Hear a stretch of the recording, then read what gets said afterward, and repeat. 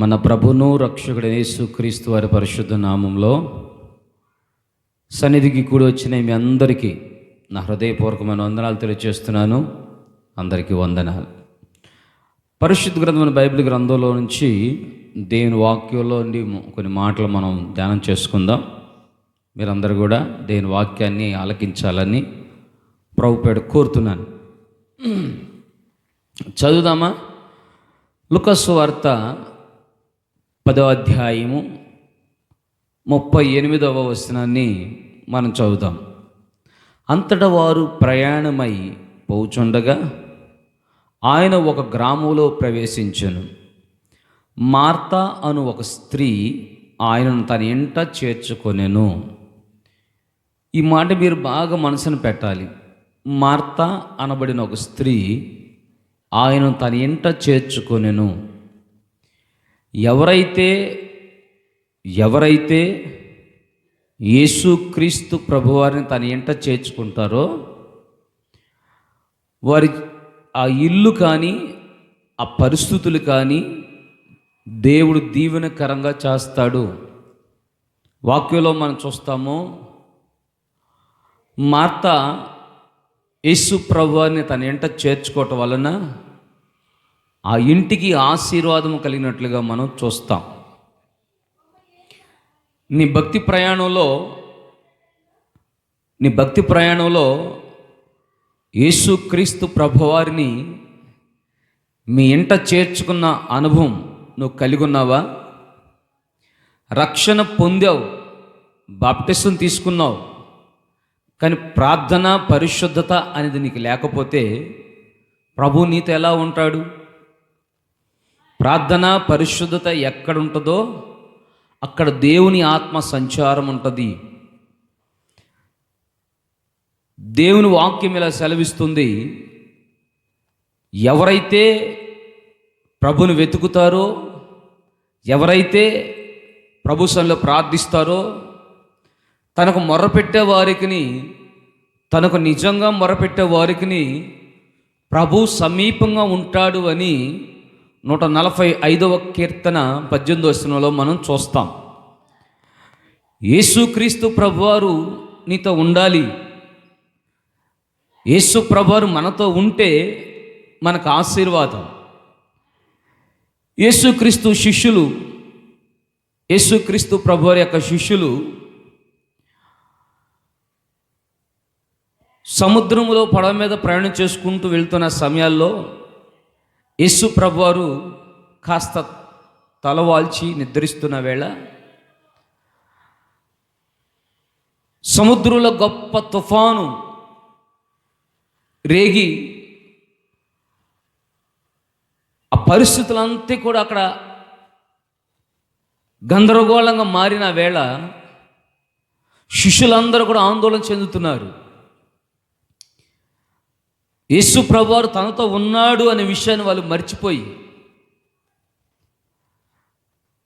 వారందరూ కూడా తమ పడవ మునిగిపోయిద్దేమో, నష్టము వాటిల్లిద్దేమో ఆందోళనతో ఏదో చేద్దామని ఆశించారు. కానీ అక్కడ వాళ్ళ ఏం కాలేదు. కానీ వెంటనే బోధకుడిని లేపటం, యేసు ప్రభువారు వారిని ధైర్యపరిచి ఆ సముద్రమును రేగిన తుఫాను గద్దించగా అది నిమ్మలమై వారి మధ్య గొప్ప సమాధానాన్ని కలుగు చేసిన విధానాన్ని మనం చూస్తాం. దేవుని ప్రియులారా, యేసుక్రీస్తు ప్రభువారు మనతో ఉంటే ఎంత భయంకరమైన తుఫానులైనా, ఎంత అలజడి చెందే పరిస్థితులైనా ఆయన మనతో ఉంటే అవి నిమ్మలమైపోతాయి. ఆయన మనతో లేకపోతే మన జీవితం ప్రశ్నార్థంగా మారిపోయిద్దే. కానీ ఎప్పుడైతే యేసు ప్రభువారు మనతో ఉంటాడో, మన ఇంట ఉంటాడో, అప్పుడు మనకు ఆశీర్వాదం ఉంది అని వాక్యంలో మనం చూస్తాం. ఓసారి పేతురు అత్త తీవ్రమైనటువంటి జ్వరంతో బాధపడుతూ మంచాన్ని పడి ఉన్న వేళ ఆ ఇంట పేతురు ఇంట కనపడుతున్న పరిస్థితులు ఏమిటి? ఏమిటి అంటే, వారి అత్తగారేమో జ్వరముతో రోగముతో మంచాన్ని పడి ఉన్నారు. పేతురు పరిస్థితి అంటావా, ఆర్థికంగా చితికిపోయి ఉన్నాడు, ఆర్థికంగా నలిగిపోయి ఉన్నాడు. ఆ కుటుంబ పరిస్థితులు మనం చూస్తే అంత క్షేమంగా కనపడలేదు, అంత ఆశీర్వాదకరంగా ఉన్నట్లు కానరాలేదు. వాక్యంలో మనం చూస్తాము, లేఖన భాగంలో ఒక మాట మీకు జ్ఞాపకం చేస్తాను. అంత క్షేమము లేని పేతురి జీవితంలో ఇదిగో వాక్యం ఎలా తెలియచేస్తుంది. మత్తయి సువార్త 8వ అధ్యాయము 15వ వచనంలో 14-15 వచనాలు మనం చూస్తే అక్కడ ఇలాగ మనం చూస్తాం. యేసు ప్రభువారు పేతురింట ప్రవేశించి ఆ ఇంటి పరిస్థితులన్నిటిని చూచాడు. ఆ ఇంటి పరిస్థితులు ఎలాగున్నాయి? క్షేమకరంగా కనపడలేదు. జ్వరముతో ఒక పక్క, రోగంతో ఒక పక్క మనిషి మంచాన పడి ఉంది. ఒక పక్కేమో ఆర్థిక స్థితిగతులు వేధిస్తున్నాయి, నెమ్మది లేదు. అయితే యేసు ప్రభువారు ఎప్పుడైతే ఆ ఇంట ప్రవేశించాడో, ఆ పరిస్థితులు, ఆ వేదనకరమైన, బాధకరమైన, దుఃఖకరమైన పరిస్థితులన్నిటినీ చూశాడు. వాక్యంలో రాయబడింది 15వ వచనాన్ని మనం చూస్తే 15వ వచనంలో, ఆమె చెయ్యి ముట్టగా జ్వరము ఆమెను విడిచెను, అంతటా ఆమె లెగిచి ఆయనకు పరిచారం చేయుచుండెను. జ్వరముతో రోగముతో బాధపడుతున్న ఆమెను ప్రభు ముట్టగా ఆ ఇంట ప్రవేశించిన ప్రభు ముట్టగా ఇక రోగము దాగి ఉండలేకపోయింది, రోగము కృంగదీయలేకపోయింది ఆమెను. రోగము ఆ ఇంట నుంచి పారిపోయినది. కారణము, యేసు ఆ ఇంట ఉన్నాడు గనక శాపము, రోగము ఆ ఇంట ఉండలేకపోయింది. పిల్లారా, యేసు జ్వరమును గద్దించగా ఆమెను విడిచి ఆ జ్వరము తొలగిపోగా ఆమె లెగిచి పరిచర్య చేయటం ప్రారంభించింది. అవును, నీ జీవితంలో కూడా, నీ కుటుంబంలో కూడా యేసు ప్రభువారు ఉంటే ఎలాంటి పరిస్థితులైనా ప్రభు చక్కబరుస్తాడు.